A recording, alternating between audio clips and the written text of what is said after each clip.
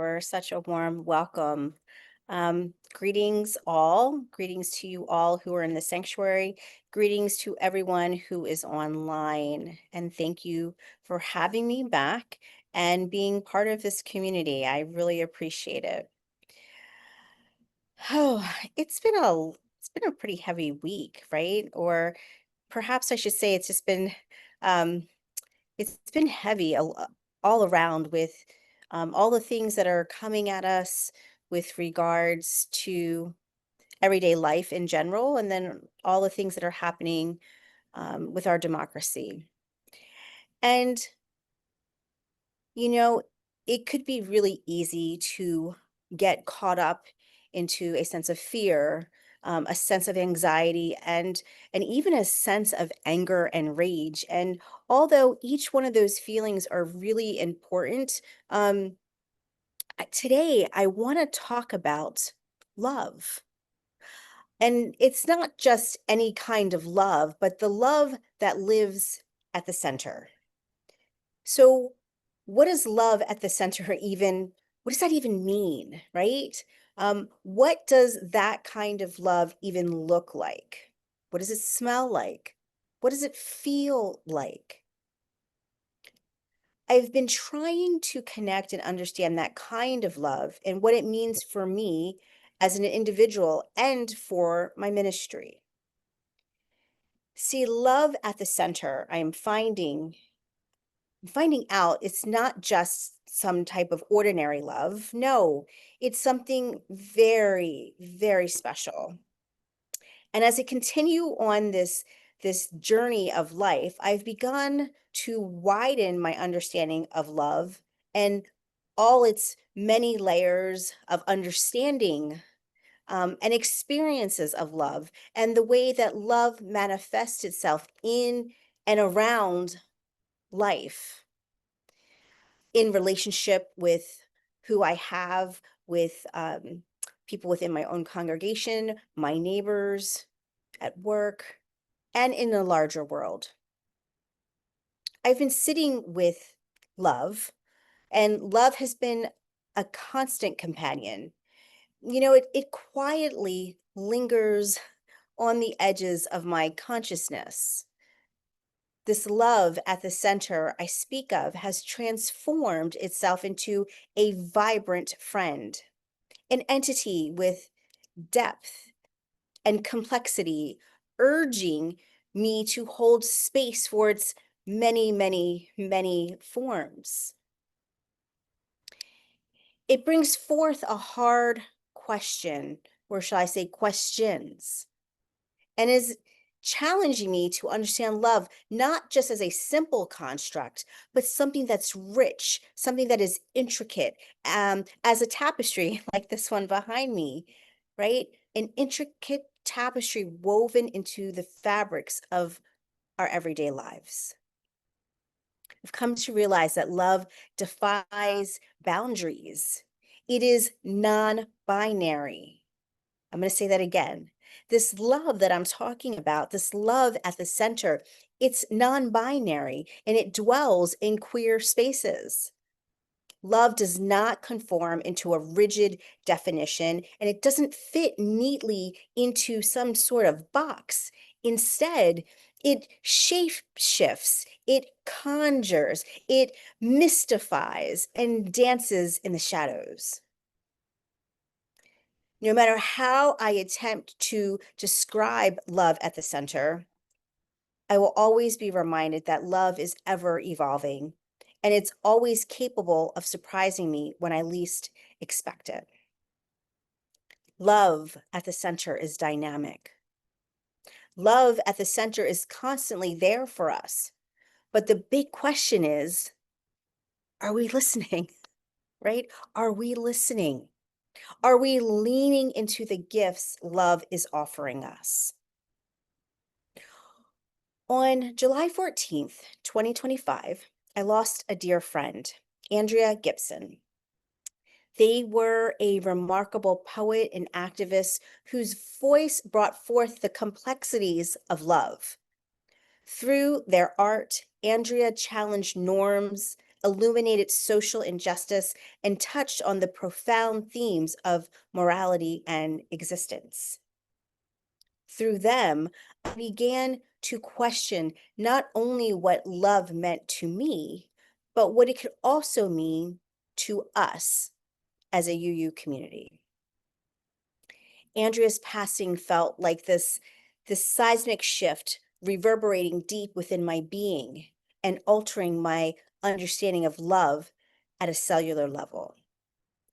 Their embodied expression of love pushed me to reevaluate my own ministry and how I show up for others.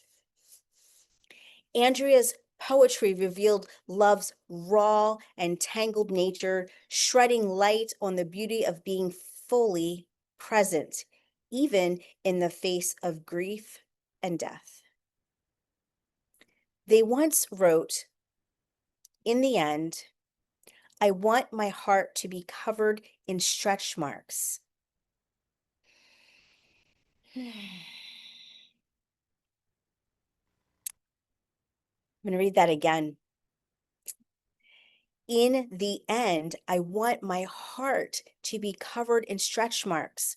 What a powerful aspiration to live into authentically, allowing love to etch its marks into the very fabric of our soul.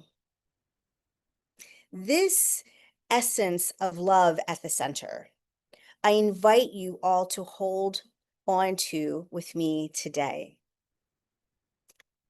A love that experiences the full spectrum of human emotion, a commitment that could feel both familiar and distant at times.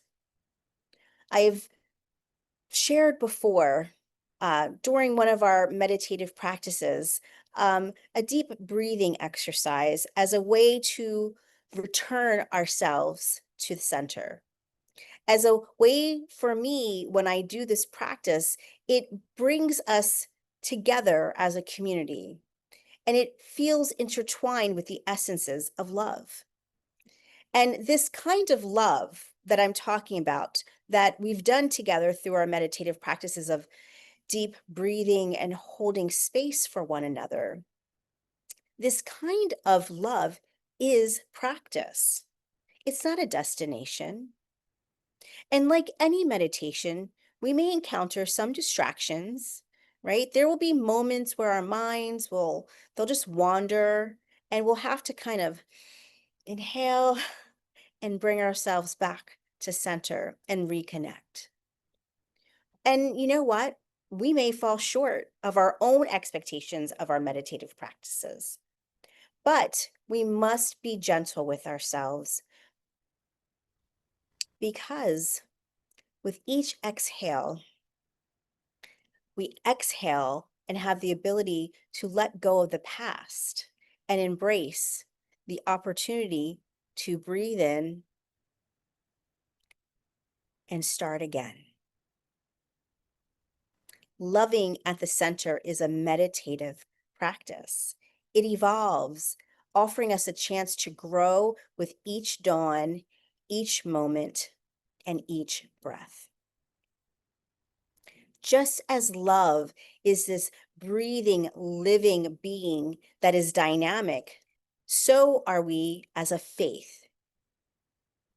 Friends, we are a living tradition, and our beliefs are as diverse and inclusive as the day is long. Being a faith of a living tradition means we recognize that with each new experience comes new understandings of the world. And we shift, right? We shift as the world shifts, and we adapt and we evolve.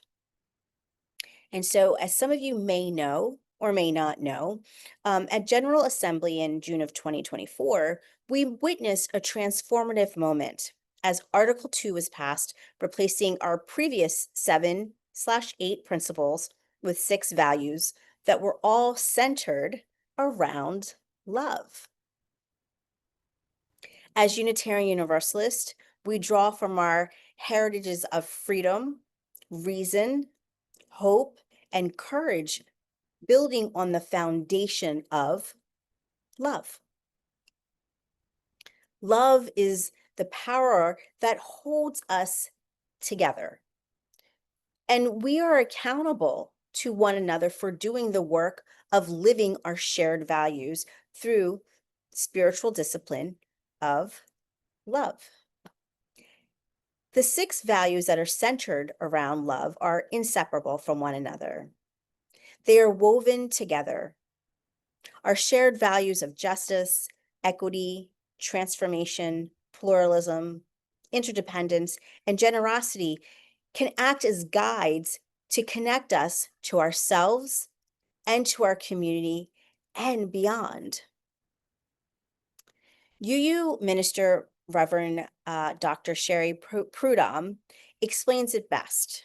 She wrote, "Grounded in this love, Universalists rejected any ideas of an afterlife that ultimately separated humankind into the saved and the damned.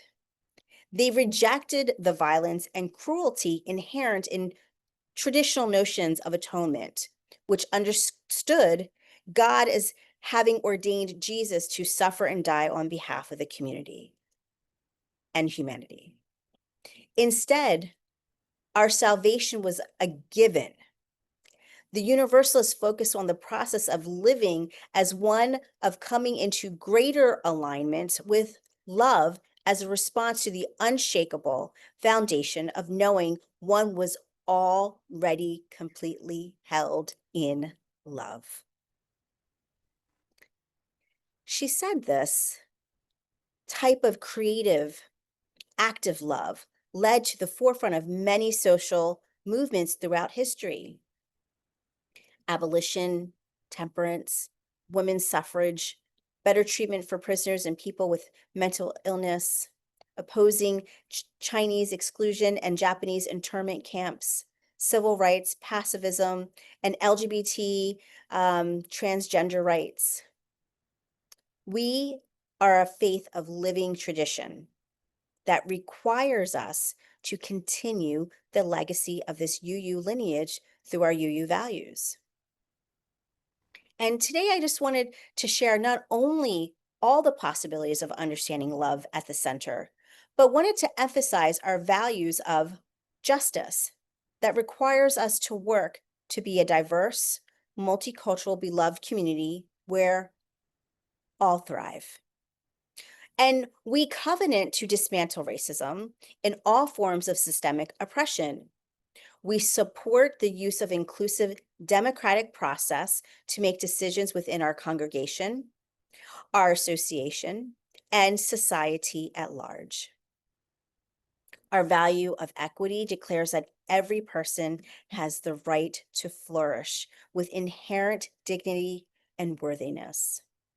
We covenant to use our time, our wisdom, our attention, and our money to build and sustain fully accessible, inclusive communities. Our value of transformation says we covenant to collectively transform and grow spiritually and ethically. Openness to change is fundamental to our Unitarian and Universalist heritages. Never complete and never perfect. That is the key. Never complete and never perfect. As a living tradition, these are great values to live into. But how do we work to become a more diverse, multicultural, inclusive, equitable, beloved communities? How do we do that? Where everyone thrives. How do we hold space for the diverse communities that are already here within our own congregations and our communities? How do we add more stretch marks to our hearts and creatively and actively live into that kind of transformational love at the center? Friends, community, those are some really big questions. And the only answer I have for us at this moment is to say it's a process, right? It's a process. And I say it's a process because it's not something that's going to happen overnight. And today, as we gather and we reflect and understand that the work ahead of us demands not just acknowledgement of the journey, but it demands that we commit to the journey, right? That we commit to continue meandering along the path before us. Because, friends, we are rooted together in our covenant, knowing that the road to genuine transformation is often fraught with challenges. And it will require us to embrace the messy, the sometimes painful process of growth. And to do this work, we must confront conflict rather than shy away from it, right? Um, it's going to require us to sit with our, I should rather say, excuse me, be with our discomfort. Because, friends, that is truly where the work begins. It starts with each and every one of us, both as individuals and as a collective group, recognizing that by engaging in this type of transformative work together, we can truly expand our hearts with stretch marks and honor our rich theological heritage.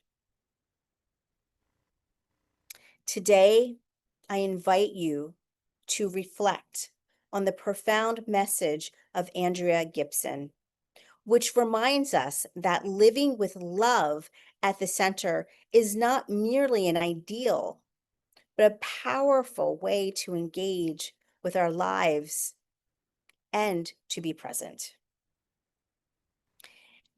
As we embrace this call to love, let us also consider our UU history, where love has served as our guiding star. It inspired our principles and has transformed our values. Before I close today, I want to share that Andrea, the person that I've been sharing about, my dear friend, Andrea had no idea we were friends. They were a friend in my head. And that's something former talk show host Wendy Williams used to say. She was very famous for saying she was friends with somebody, but they were just friends in her head. And so I am so grateful to have had Andrea as a friend in my head and all the gifts that they shared openly for all to witness on social media, particularly on Instagram. They have taught me how to connect with love at the center in a more authentic way. And in the end, I want my heart, I want our hearts to be covered in stretch marks. Amen, ashe, and it is so.